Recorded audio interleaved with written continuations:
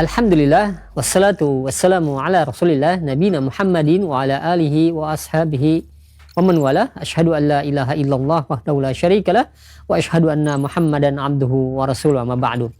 Ikhwatal Islam ma'azakumullah, para pemirsa dan pendengar Roja dimanapun Anda berada. Beberapa saat lagi kami akan hadirkan ke ruang dengar Anda dan ke layar kaca Anda kajian yang kami pancarluaskan dari Masjid Al-Barkah, Jalan Pahlawan, Kampung Tengah, Cilengsi, atau Komplek Radio Roja, yang mudah-mudahan kita bisa mengambil faedahnya. Dan kami mengucapkan selamat menyimak, semoga bermanfaat. Roja TV, saluran tiruah Al-Quran dan kajian Islam.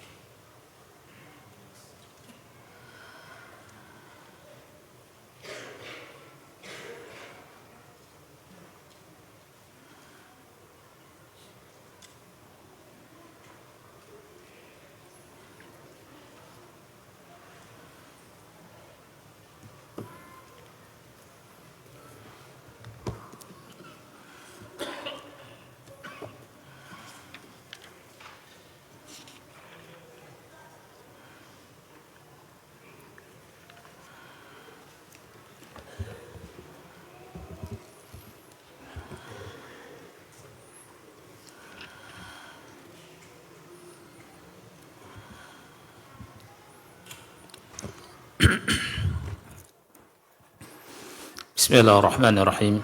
Assalamualaikum warahmatullahi wabarakatuh. Alhamdulillahi rabbil alamin. Hamdan katsiran tayyiban mubarakan fihi kama yuhibbu rabbuna wa yarda. Asyhadu an la ilaha illallah wahdahu la syarika lah. Wa asyhadu anna Muhammadan abduhu wa rasuluh. Allahumma salli wa sallim wa barik ala nabiyyina Muhammad wa ala alihi wa ashabihi wa man tabi'ahum bi ihsanin ila yaumiddin. Amma ba'd. Ikhwas sekalian yang Allah muliakan, tidak lupa ana ingatkan kembali bahwa kita di sini duduk di sini atas izin dan taufik dari Allah Subhanahu wa taala. Ini merupakan nikmat besar yang wajib kita syukuri. Nikmat di mana Allah mudahkan kita untuk ibadah. Setelah sholat maghrib berjamaah dan kita harapkan pahalanya dari Allah Subhanahu wa taala, kita lanjutkan dengan menuntut ilmu. Sangat banyak sekali nikmat yang Allah berikan pada kita. Di antaranya nikmat iman, nikmat Islam, yang dengannya kita berharap Allah masukkan kita ke surganya kelak, dan Allah selamatkan kita dari api neraka. Karena pesan Allah Subhanahu wa taala, wala tamutunna illa wa antum muslimun. Jangan kalian meninggal melainkan dalam keadaan Islam. Kita berharap, berdoa, minta sama Allah agar Allah wafatkan kita ketika kita wafat di atas Islam, di atas iman, di atas sunnah. Karena kita semuanya yakin, saya yakinnya bahwa diri kita ini tidak mungkin sanggup menahan panasnya api neraka. Nikmat Allah sangat banyak. Nikmat sehat, nikmat harta, nikmat hidup, dan sangat banyak tidak bisa kita hitung. Dan kewajiban kita hanya bersyukur.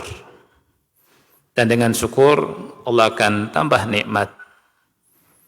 Allah Ta'ala berfirman, la in syakartum la azidannakum wa la in kafartum in azabi lasyadid. Kalau kamu syukur, aku akan tambah. Kalau kamu kufur, sesungguhnya azabku sangat keras, kata Allah. Bersyukur ini lawan dari tidak syukur. Dan di antara jenis tidak syukur itu suka mengeluh. Ya, suka mengeluh itu berarti tidak bersyukur atau kurang bersyukur. Oleh karena itu, kita latih diri kita untuk tidak mengeluh. Masalah mesti ada. Tapi kita latih diri kita untuk tidak mengeluh.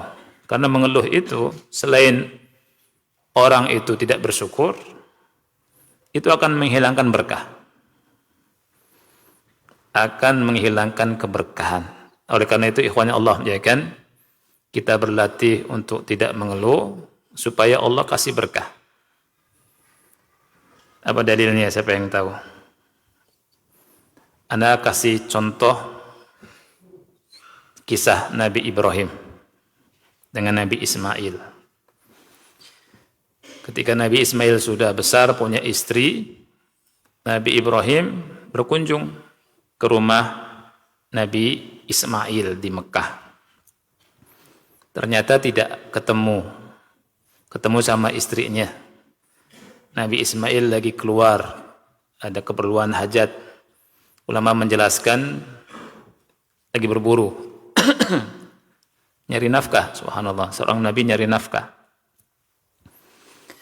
Kemudian ditanya sama Nabi Ibrahim, istri beliau, gimana keadaan kamu? Lihat jawabannya apa. Dia bilang, nahnu bi syarrin wa dhikin wa syiddah. Kami dalam keadaan buruk, kami dalam keadaan sempit, kami susah, berat hidupnya. Wanita ini mengeluh. Kemudian singkat ceritanya Nabi Ibrahim bilang ke istrinya, kalau suamimu datang, idza jaa zaujuk faqra'i alaihi salam, sampaikan salam dariku dan suruh ubah palang pintunya. Ceritanya Nabi Ismail datang, Nabi Ibrahim sudah pergi. Roman-romannya ada yang datang ini, tapi istrinya nggak ngasih tahu. Ada yang datang, kata Nabi Ismail. Ya, seorang syekh udah tua, dan dia nanyakan tentang keadaan kita. Saya jawab, dia jujur, jawabnya seperti yang tadi disampaikan. Kemudian dia berpesan, dia mengucapkan salam kepada Anda dan suruh mengganti palang pintunya. Nggak tahu kalau yang dimaksud palang pintu itu dia. Terus kata Nabi Sulaiman apa? Dzaka abi, itu ayahku. Ya. Dan yang dimaksud dengan palang pintu adalah anti. Berarti Anda disuruh untuk menceraikan anti. Ilhaqi bi ahlik, kata Nabi Sulaiman. Kembalilah ke keluargamu. Nabi Sulaiman, Nabi Ismail, maaf ya. Kan kita mau cerita Nabi Sulaiman nih ceritanya. Barakallahu fik akhi. Kata Nabi Ismail, itu abi, itu ayahku. Palang pintu itu anti. Balik, dah cerai. Diceraikan sama Nabi Ismail. Kemudian Nabi Ismail nikah lagi. Kemudian Nabi Ibrahim suatu saat berkunjung lagi, menengok keluarganya, nengok Ismail. Sama nggak ketemu juga, lagi keluar juga. Ditanya tentang keadaannya, dijawab sama istrinya yang kedua ini, nahnu bi khair, kami dalam kebaikan. Subhanallah, kemudian dia muji Allah Subhanahu wa taala, tidak mengeluh. Kemudian ditanya sama Nabi Ibrahim, "Apa makananmu?" "Al-lahm," daging. "Apa minumanmu?" "Air." Dia cuma daging sama air doang. Kemudian Nabi Ibrahim mendoakan, "Allahumma barik lahum fil lahmi wal ma'." Ya Allah, berkahilah untuk mereka pada daging dan airnya.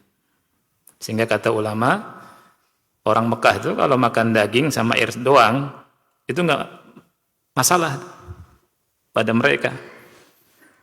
Karena berkah doa Nabi Ibrahim. Kalau kita makan daging mulu gimana ceritanya? Ya. Nah, kemudian ikhwannya Allah menjadikan Nabi Ismail datang. Nabi Ibrahim sudah pulang. Kemudian tanya ada orang, ya, ada Syekh Hasanul Hay'ah, syekhnya penampilannya bagus, baik. Kemudian singkat ceritanya dia nanya tentang keadaan kita, kita jawab dalam kebaikan. Kemudian pesannya, ucapkan salam kepada Anda. Pesannya juga suruh tidak mengubah palang pintunya. Nah, itu ayahku, kata Nabi Ismail. Palang pintu anti. Saya diperintah untuk tidak menceraikan anti. Nah, singkat ceritanya begini, ikhwan. Saya tanya, ikhwan. Ketika Nabi Ismail, bukan Sulaiman ya, Nabi Ismail menikah dengan yang pertama, setelah itu dia ceraikan, nikah dengan yang kedua, kondisinya sama atau berbeda? Sama kondisinya. Nabi Ismail hidup seadanya. Tidak ketika nikah yang kedua dapat onta 10, enggak. Atau zaman sekarang dapat Mercy atau Lamborghini. Enggak. Kondisinya sama. Kondisinya huwa-huwa. Tahu huwa-huwa? Kalau orang Sunda itu keneh deh. Ya. Itu aja kondisinya sama, enggak berubah. Tapi kita mendapatkan dua wanita yang memiliki sifat sikap yang beda. Yang satu mutasyakkiyah, suka ngeluh.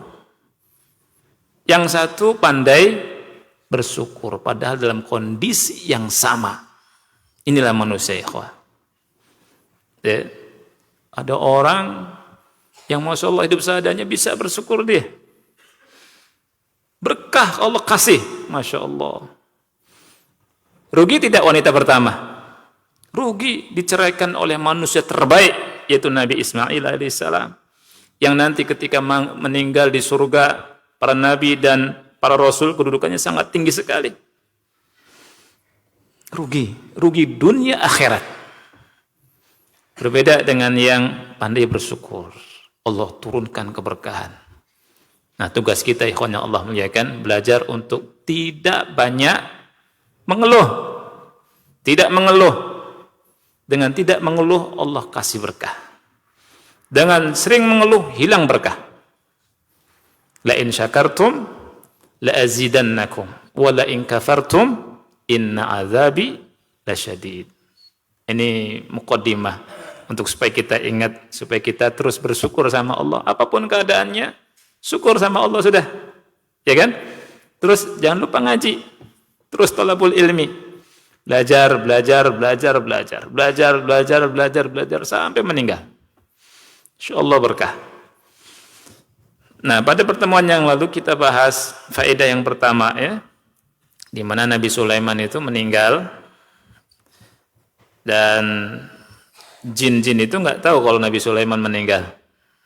Tahunya itu ketika tongkatnya itu dimakan sama rayap, putus, kemudian Nabi Sulaiman jatuh tersungkur.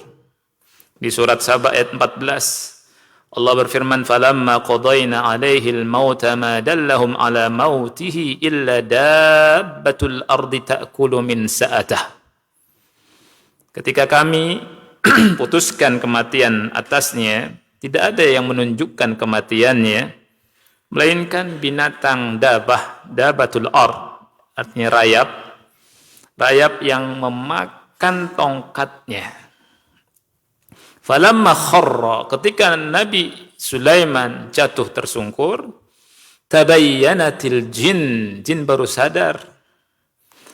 Jin baru sadar anna law kanu ya'lamuna al-ghaib, seandainya mereka tahu hal yang gaib, ma labithu fil azabil muhin. Mereka tidak berada di azab atau siksaan yang menghinakan.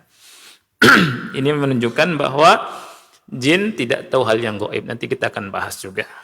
Nah, pada pertemuan yang lalu kita bahas dari faedah yang pertama, bahwa Allah Subhanahu wa taala telah menentukan kematian pada semua makhluk. Allah taala berfirman, kullu nafsin dha'iqatul maut. Setiap jiwa, setiap yang punya nyawa pasti akan merasakan yang namanya kematian. Nah, ada beberapa hal yang disebutkan oleh penulis, nasihat-nasihat kematian, atau bisa juga disebut kaidah-kaidah kematian lah, boleh.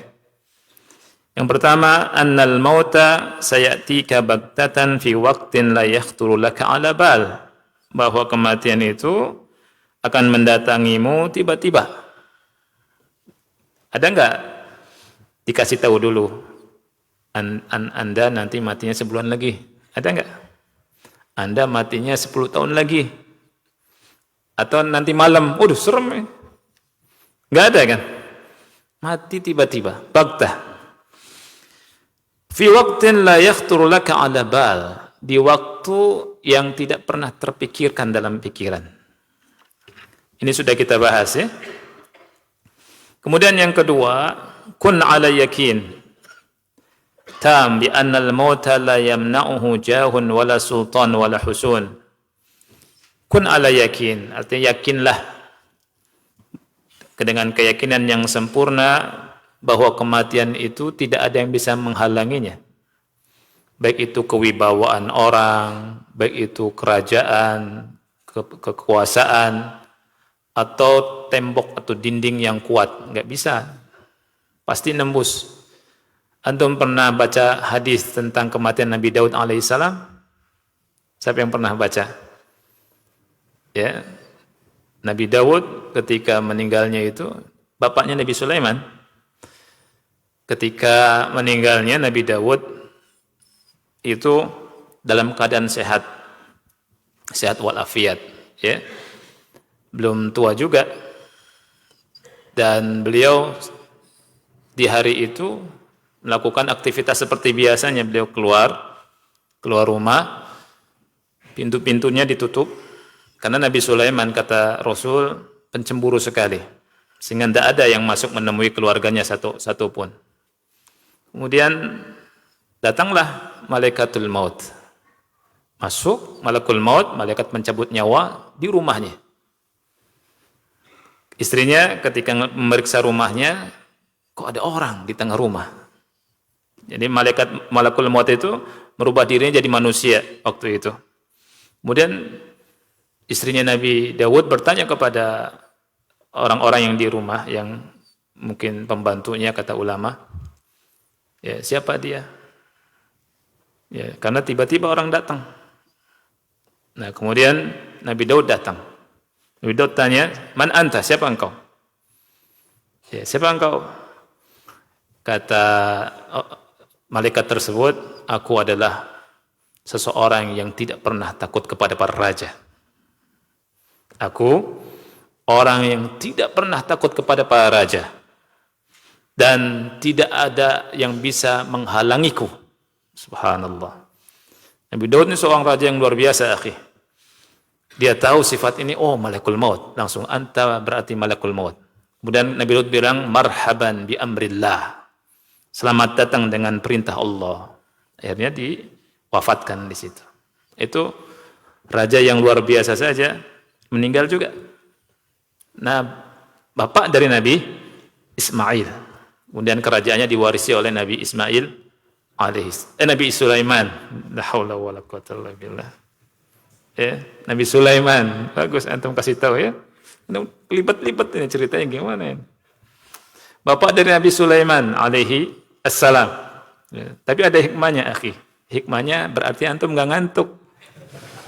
Ya tidak, anak salah ini Masya Allah ada hikmahnya. Semua ada hikmahnya, Masya Allah.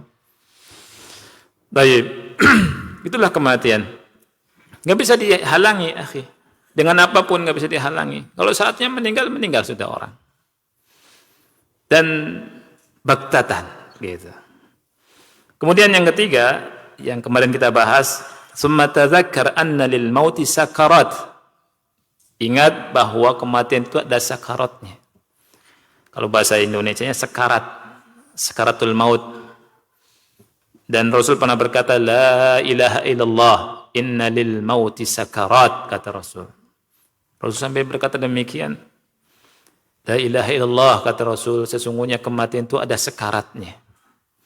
Dan seorang sahabat pernah berkata, ajidu ka'anna samawat atba'at alal ard wa ana bainahuma, atau utbi'at alal ard wa ana bainahuma. Jadi seakan-akan itu langit itu ditimpakan ke bumi dan aku antara keduanya, dihimpit dia. Saking beratnya. Wa ka'anna nafsi yakhruju min thaqbi ibrah. Seakan-akan jiwaku itu keluar dari lubang jarum. Saking beratnya. Wa ka'anna ghusna syaukin yajuru min hamati ila qadami. Seakan-akan ada ranting duri yang ditarik dari kepala sampai kakiku. Itu digambarkan sama salah satu sahabat. Sampai seperti itunya. Itu namanya sakarat al-maut. Mudah-mudahan Allah Subhanahu wa taala memudahkan kematian kita semua ketika Allah ambil nyawa kita. Yang keempat, ini yang belum kita bahas ya, atau sudah? Belum. Nah, summahdzar ya akhi, fa inna taubata la tuqbalu indal maut. Kemudian hati-hati wahai saudaraku, ketahuilah bahwa taubat itu tidak diterima ketika kematian. Jadi ketika nyawa di tenggorokan itu nggak diterima orang mau taubat. Allah Ta'ala berfirman di surat An-Nisa 18, وَلَيْسَتِ التَّوْبَةُ لِلَّذِينَ يَعْمَلُونَ السَّيِّئَاتِ. Taubat itu bukan untuk orang-orang yang melakukan perbuatan-perbuatan buruk, hatta idza hadara ahadahumul maut, sehingga apabila datang kepada salah satu mereka kematiannya, qala inni tubtul an, baru dia berkata aku taubat sekarang. Walal ladzina yamutuna wa hum kufar, juga bukan untuk orang-orang yang mati, orang yang meninggal dalam keadaan kafir. Ulaika a'tadna lahum adzaban alima, mereka kami siapkan azab yang pedih. Rasulullah SAW bersabda dalam hadis yang dikatakan hasan oleh ulama, riwayat Tirmidzi dan yang lainnya, innallaha ta'ala yaqbalu taubatal abdi ma lam yugharghir. Sesungguhnya Allah Ta'ala menerima taubat seorang hamba selama belum sampai di tenggorokan nyawanya itu. Jadi taubat diterima. Oleh karena itu ini anjuran untuk segera bertobat. Dan orang yang beriman juga diperintah untuk bertobat. Wa tubu ilallahi jami'an ayyuhal mu'minun, kata Allah. Bertobatlah kalian semua wahai orang-orang yang beriman. Kok orang yang beriman disuruh bertobat? Iya. Karena orang beriman pun bisa lalai. Iman naik turun. Oleh karena itu bertobat kepada Allah Subhanahu wa taala. Fa hadza Fir'aun alaihi la'natullah. A'lana taubatahu wa imanahu 'inda mautihi falam tuqbal minhu. Fir'aun laknatullah alaih, dia mengiklankan, mengumumkan taubatnya ketika kematiannya dan tidak diterima. Allah Subhanahu wa taala berfirman tentang ini di surat Yunus ayat 90 sampai 92. Hatta idza adrakahul gharaqu qala amantu annahu la ilaha illa alladhi amanat bihi banu Israel wa ana minal muslimin. Sehingga jika Fir'aun itu hampir mati tenggelam, yakni Fir'aun ketika Fir'aun hampir mati tenggelam disebutkan di sini ya, Berkata dia, amantu, aku baru beriman. Annahu la ilaha illalladzi amanat bihi banu Israel, bahwasanya tidak ada sesembahan, tidak ada Tuhan yang berhak diibadahi kecuali yang diimani oleh Banu Israel. Silakan. Wa ana minal muslimin, dan aku termasuk orang Islam. Kemudian apa kata Allah di ayat yang ke-91? Al-ana wa qad asaita qablu wa kunta minal mufsidin. Apakah baru sekarang kamu beriman? Sebelumnya kamu terus melakukan maksiat dan kamu termasuk orang-orang yang melakukan pengrusakan. Kemudian di ayat 92-nya, فَالْيَوْمَ نُنَجِّيكَ بِبَدَنِكَ لِتَكُونَ لِمَنْ خَلْفَكَ آيَةً. Pada hari ini kami selamatkan badanmu agar engkau termasuk menjadi orang menjadi tanda-tanda kekuasaan kami bagi orang setelah engkau. Wa inna katsiran minan nasi an ayatina laghafilun. Sesungguhnya banyak dari manusia lalai, lengah dari ayat-ayat kami. Subhanallah ya, Fir'aun itu masih ada sekarang. Ada muminya kan? Ya. Yang mati banyak tuh. Tapi yang diangkat itu Fir'aun. Gimana ceritanya? Ya karena Allah. Allah telah mengatakan fal yauma nunajjika bi badanika. Allah selamatkan badannya, maksudnya awet. Ada di Mesir. Ada muminya. Sampai ada banyak orang masuk Islam karena melihat ini. Nah, yang kelima sekarang. Yang kelima, i'lam ya ibn Adam, ketahui ibn Adam, anna kulla quwwatin fi hadhihi dunya la tamliku irja'a ruhik ila jasadika idza balagatil hulqum.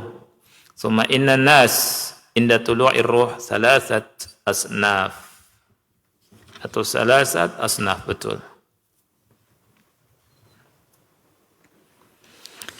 Ini yang kelima ini luar biasa sekali, ikhwan. Diingatkan sama Syekh, ketahuilah wahai anak Adam bahwa setiap kekuatan, apapun kekuatannya yang ada di dunia ini tidak sanggup untuk mengembalikan ruhmu.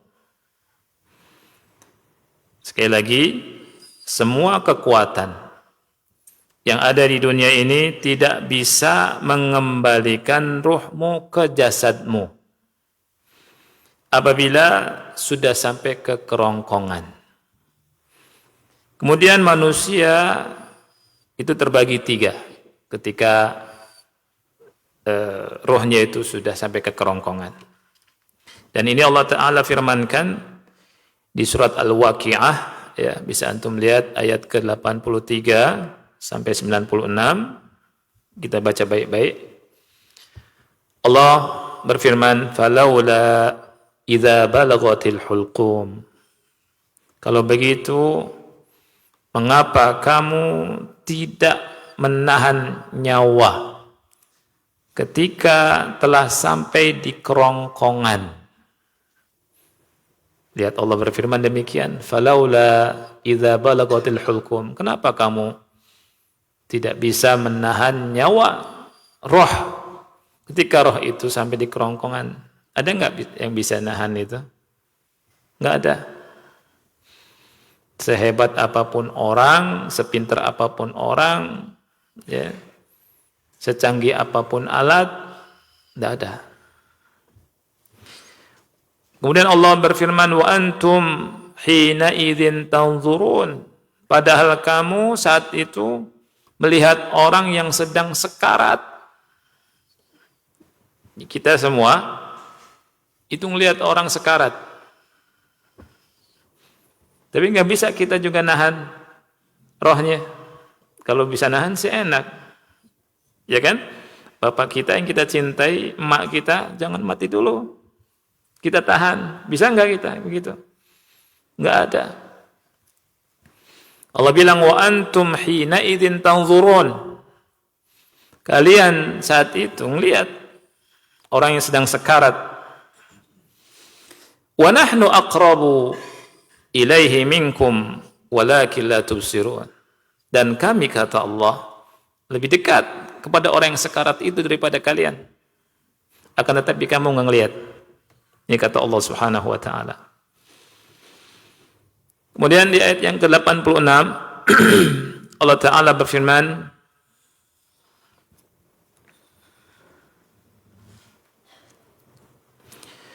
"Falaula in kuntum ghaira madinin." Maka mengapa jika kamu tidak diberi balasan? Tarji'unaha in kuntum shadiqin. Kamu tidak bisa mengembalikannya, yakni mengembalikan ruh, mengembalikan nyawa itu jika kamu benar. Ya, atau lihat. Jadi Allah nyatakan di sini tidak ada yang sanggup untuk menahan roh, nyawa ketika Allah cabut lewat malakul maut. Tidak ada. Manusia sepintar apapun, ya, sehebat apapun, ya, sekuat apapun, ditambah dengan alat secanggih apapun, di masa sekarang nggak ada. Kalau sudah Allah tentukan kematiannya, mati sudah.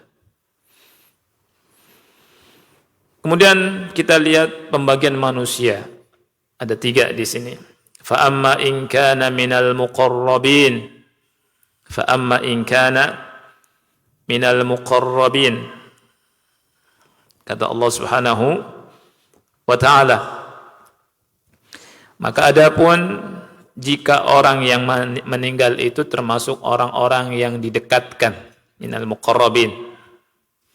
Farauhu wa raihanu wa jannatu na'im. Maka dia memperoleh ketentraman, rizki dan jannah, surga yang penuh dengan kenikmatan. Ini orang-orang yang melakukan ketaatan, yang dekat sama Allah. Itu Allah janjikan dengan ini, tentram, ya, dan jannah yang penuh dengan kenikmatan. Kemudian yang berikutnya, wa amma in kana min ashabil yamin. Ini yang kedua. Dan adapun jika orang yang dicabut nyawanya itu termasuk kelompok ashabul yamin, ya, golongan kanan, fasalamul laka min ashabil yamin. Maka kesejahteraan bagimu dari ashabul yamin. Nah, ini yang berikutnya adalah orang yang suka mendustakan. Wa amma in kana minal mukazzibin ad-dallin. Dan adapun jika yang meninggal itu orang yang suka mendustakan, juga orang-orang yang sesat, fanuzulun min hamim. Maka dia mendapat jamuan, yakni jamuannya nanti dia akan dikasih air yang mendidih. Fanuzulun min hamim. Hamim ini air yang sangat panas yang mendidih. Ya, kalau haus minum pakai itu. Ya, mati orang. Tapi di neraka orang itu la yamutu fiha wala yahya. Tidak mati juga tidak hidup. Disiksa. Naudzubillah. Wa tasliyatu jahim, dan dibakar, ya, oleh neraka jahim. Inna hadza lahu haqqul yakin. Sesungguhnya ini adalah haqqul yakin. Fasabbih bismi rabbikal azim. Maka bertasbihlah dengan menyebut nama Rabbmu yang maha agung. Nah, jadi yang kelima ini kita dikasih pemahaman oleh Allah Subhanahu wa taala bahwa semua kekuatan di dunia ini tidak mungkin sanggup menahan roh, menahan jiwa, ya, kalau sudah sampai ke kerongkongan. Yang keenam sekarang, i'lam ya ibna Adam annal mauta laisa lahu sinnun muayyan. Ketahuilah wahai Ibnu Adam bahwa kematian itu tidak ada umur, batasan umurnya. Maksudnya tidak memiliki batasan umur. Laisa lahu sinnun muayyan. Kematian tidak ada batasan umur. Faqad ya'tika fi tufulatik. Kadang datang kematian ketika Anda masih kecil. Au fi syababik, atau ketika Anda masih muda, masih segar bugar. Banyak enggak yang mati, akhi? Banyak. Lagi main bola, jatuh, mati. Main sepedaan, jatuh, mati. Naik motor, keserempet, mati. Meninggal maksudnya. Ya. Jadi enggak ada batasan umur.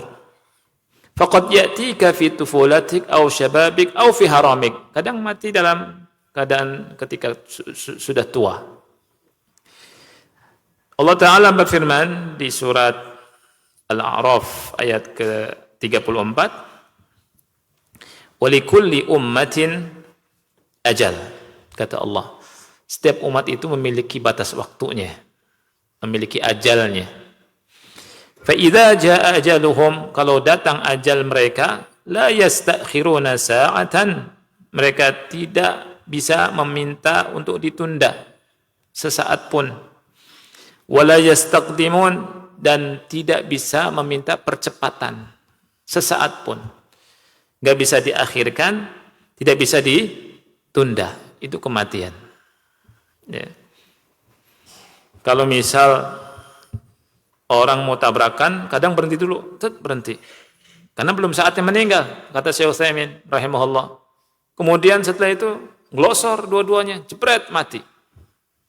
Itu saatnya di situ. La yastakhiruna sa'atan wala yastaqdimun. Dan subhanallah ikhwan, Anda pernah cerita ya, bahasa Arab tuh ada gambarnya, ada mobil ambulans. Diceritakan di bawahnya itu, ini yang mengendarai ini supir, kemudian ada orang sakit, kemudian ada yang ngantar sehat. Supir sama yang ngantar mesti sehat. Yang sakit diantar pakai ambulans itu. Ya. Mungkin yang supir sama yang ngantar ini ngelihat yang sakit, enggak lama nih orang nih. Ya sakit. Yang namanya sakit itu baridul maut, kata ulama. Baridul maut itu yang bisa menghantarkan kepada kematian. Bisa jadi pas kita sakit itu kematian kita itu. Jadi al-marad itu baridul maut. Ya. Nah ceritanya jalan tabrakan sama kontainer. Ya. Subhanallah, yang meninggal supir sama pengantarnya. Adapun yang sakit masih hidup. Ya. Itulah kematian. Yang sehat mati, yang sakit masih hidup. Ya. Ada yang sakit mulu enggak mati-mati juga ada. Ya kan? Ada enggak, akhi? Hidupnya sakit mulu. Ada enggak? Tapi enggak meninggal. Ada keluarganya kok enggak mati-mati. Ya, sabar, akhi.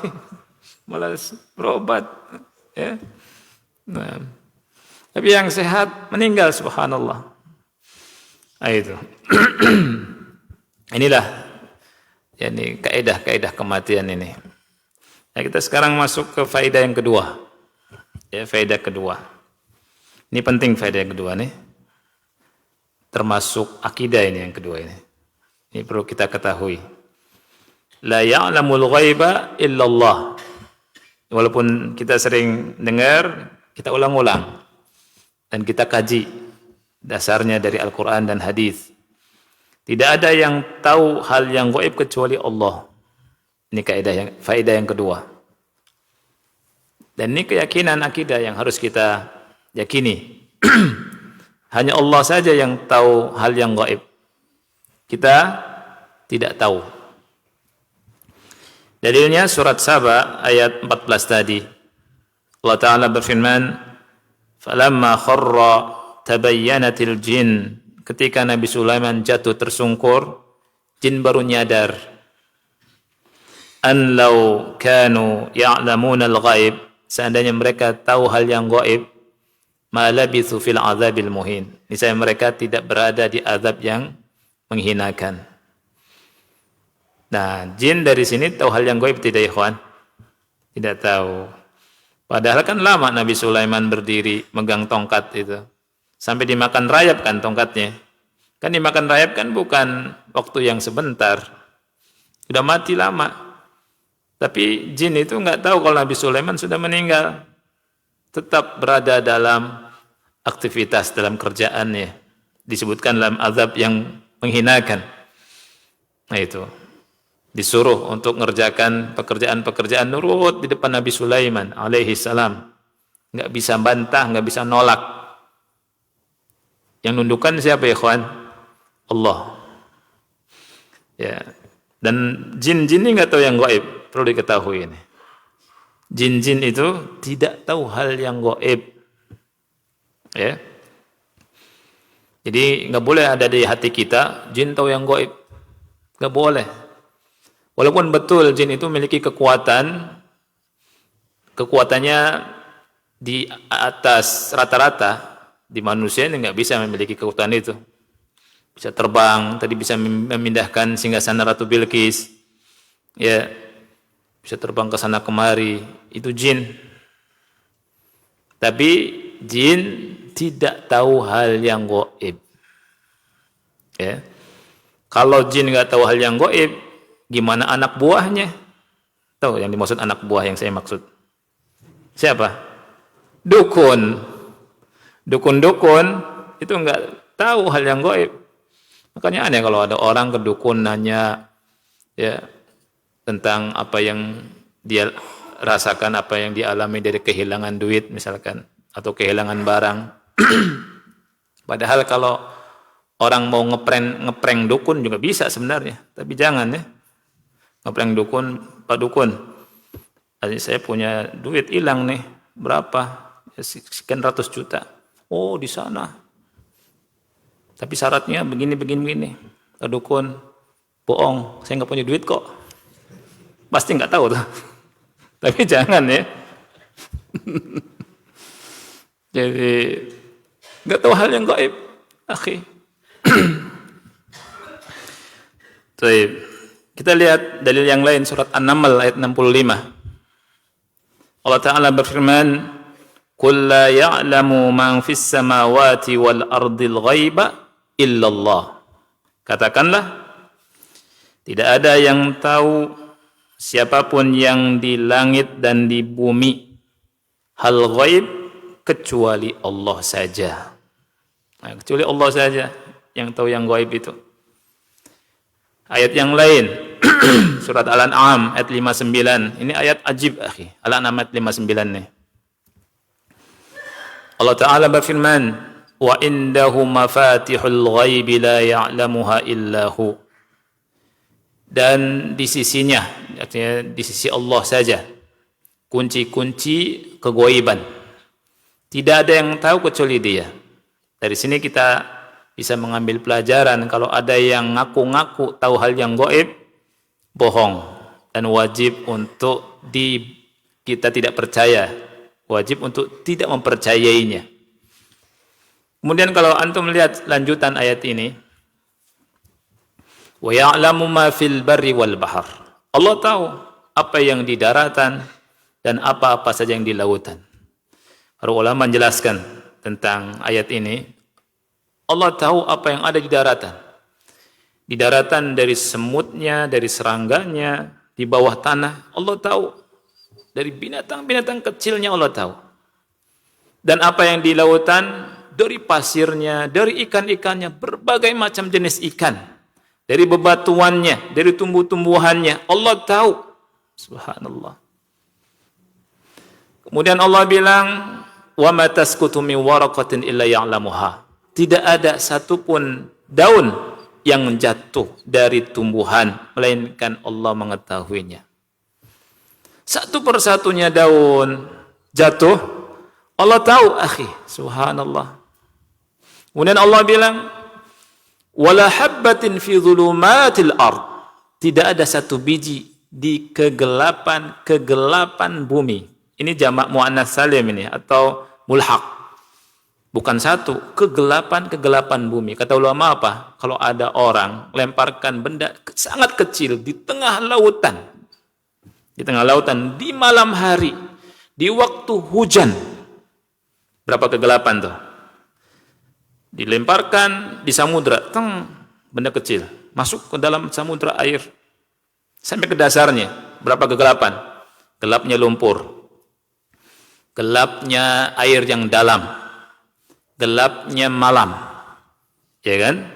Gelapnya air hujan, gelapnya awan. 5 kegelapan. Di mananya benda tersebut Allah tahu. Walaupun sangat kecil, Allah tahu.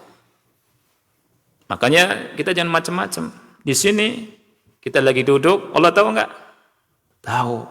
Yang lagi ngantuk, merem, tahu enggak? Tahu. Tahu. Saya tanya, antum tahu enggak jumlah rambut antum? Enggak tahu. Allah tahu tidak? Tahu. Kucing lewat, berapa jumlah bulunya? Antum enggak tahu? Enggak tahu. Kita lemah. Allah tahu. Jumlah bulu kerbau, Allah tahu? Pasti tahu. Berapa-berapanya. Dibandingkan sama kita enggak tahu sama sekali. Makanya kita lemah, Allah Maha tahu. Makanya ketika kita berdoa sama Allah, Allah tahu tidak? Tahu. Jangan putus asa. Doa sama Allah, Allah Maha tahu. Dan kita duduk di sini, Allah tahu tidak? Tahu. Kita harapkan pahala dari Allah Subhanahu wa taala, akhi. Nah, sudah masuk azan. Azan belum? Belum ya? Ya? Sudah lewat. Sedikit lagi ya. Wala ratbin wala yabisin illa fi kitabin mubin, dan tidak ada sesuatu yang basah atau yang kering kecuali sudah ada dalam Lauh Mahfuz. Nah, azan dulu, habis itu kita lanjutkan. Wassalamualaikum warahmatullahi wabarakatuh wa ala alihi wa sahbihi wa baraka wasallam.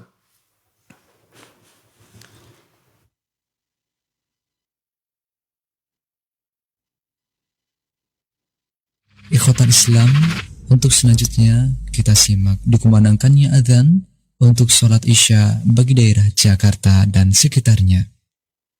Allahu Akbar, Allahu Akbar, Allahu Akbar,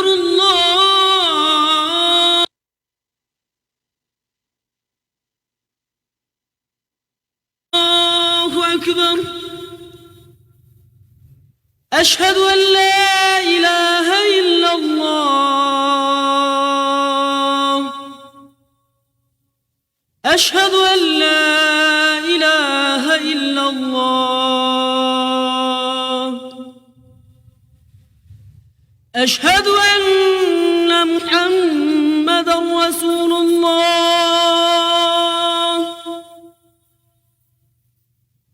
أشهد أن محمدا رسول الله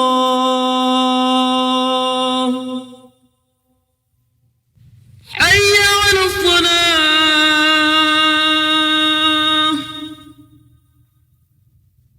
حي على الصلاة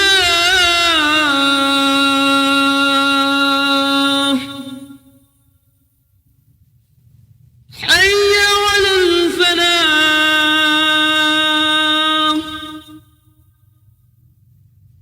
حي على الفلاح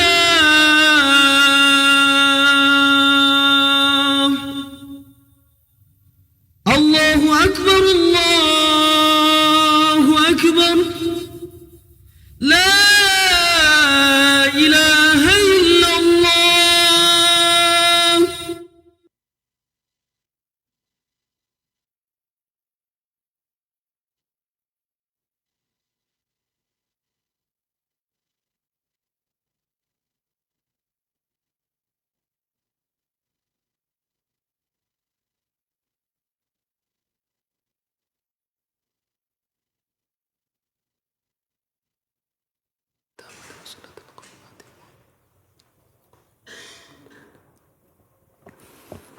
Alhamdulillah, wassalatu wassalamu ala rasulillah wa ala alihi wa ashabihi wa man walah wa la hawla wa la quwata illa billah amma ba'd. Baik, kita terus ngaji ya. Kita belajar terus. Kita ambil pelajarannya dari faedah yang kedua, tidak ada yang tahu tentang keghaiban kecuali Allah. Nah, di antara dalilnya surat Al-An'am tadi ayat berapa? Ayat 59. Kemudian surat Hud ayat 123 Allah Ta'ala berfirman walillahi ghaibus samawati wal ardi wa ilaihi yurja'ul amru kulluhu. Milik Allah lah keghaiban langit dan bumi, dan semua perkara semuanya dikembalikan kepadanya. Jadi dan semua perkara dikembalikan kepadanya. Jadi hal yang ghaib di langit dan di bumi itu milik Allah. Jadi yang tahu hanya Allah semata. Ini kita harus memperkuat akidah ini, ikhwah. Harus kuat supaya tidak jatuh pada kesyirikan. Berikutnya surat An-Nahl ayat 77. Allah Ta'ala berfirman, walillahi ghaibus samawati wal ard. Milik Allah pengetahuan yang ghaib di langit dan di bumi. Wa ma amrus sa'ati illa kalamhil basar, dan tidaklah urusan hari kiamat itu melainkan sekejap mata. Au huwa aqrab, atau lebih cepat. Ya, surat An-Nahl ayat 77. Fa ilmul ghaib lam yattali alaihi malakun muqarrabun wala nabiyyun mursalun. Ini perlu diketahui ya. Jadi ilmu tentang hal yang ghaib tidak diketahui ya, baik itu malaikat yang muqarrab, malaikat yang dekat dengan Allah, atau nabi yang diutus. Nabi dan rasul tidak tahu hal yang gaib.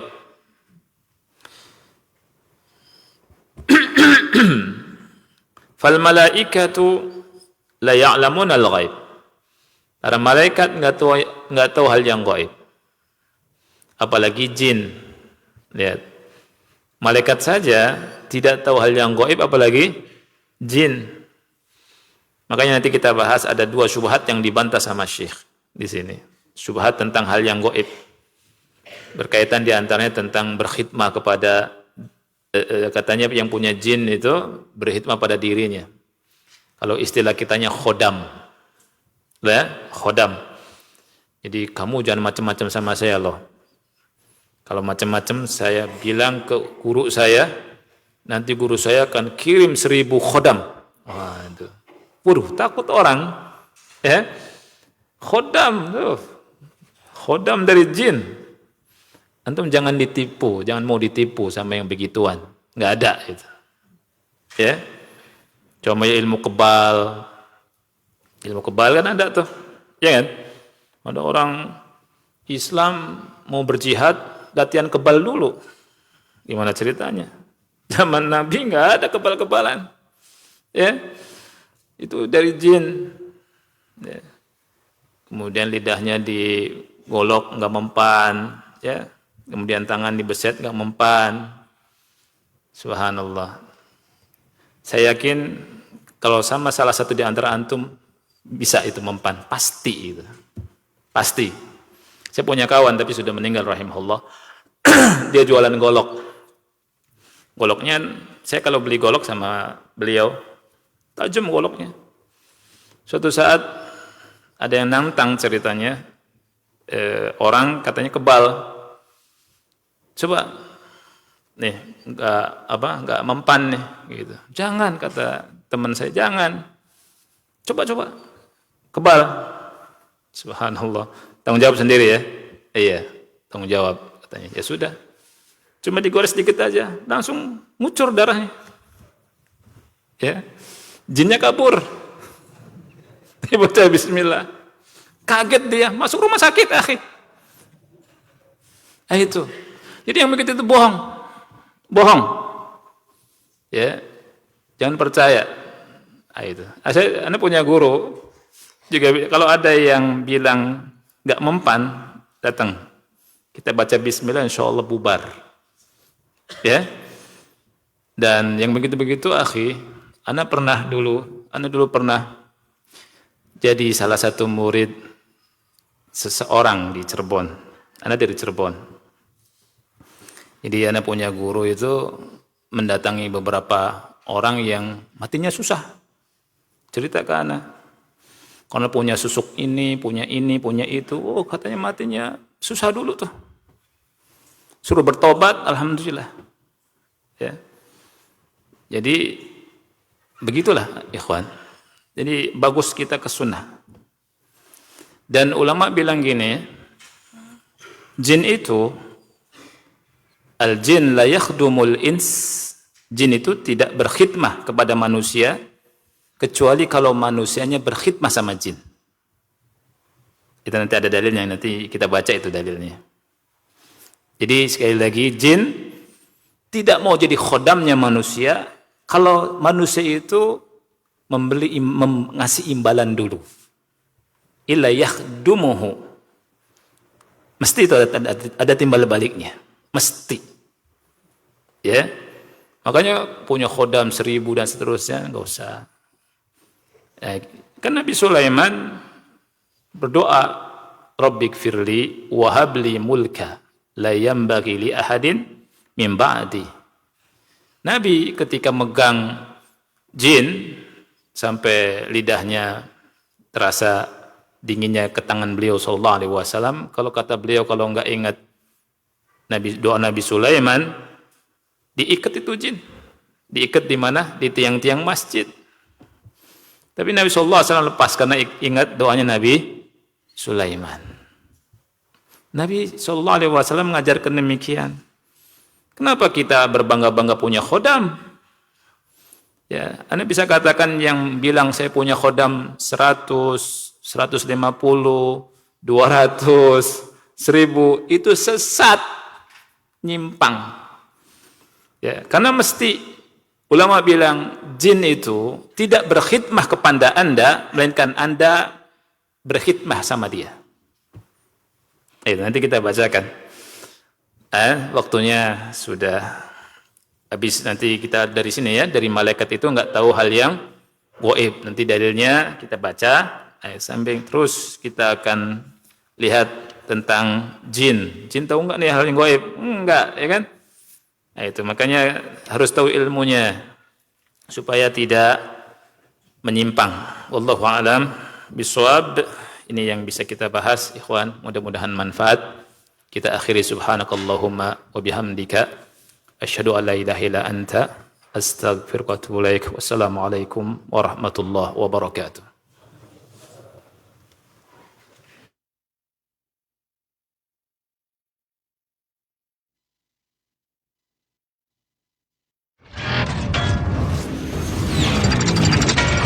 Roja TV.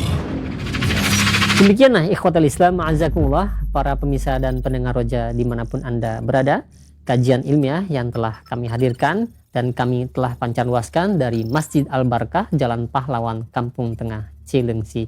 Mudah-mudahan menjadi ilmu yang bermanfaat untuk kita semua. Wassalamualaikum warahmatullahi wabarakatuh.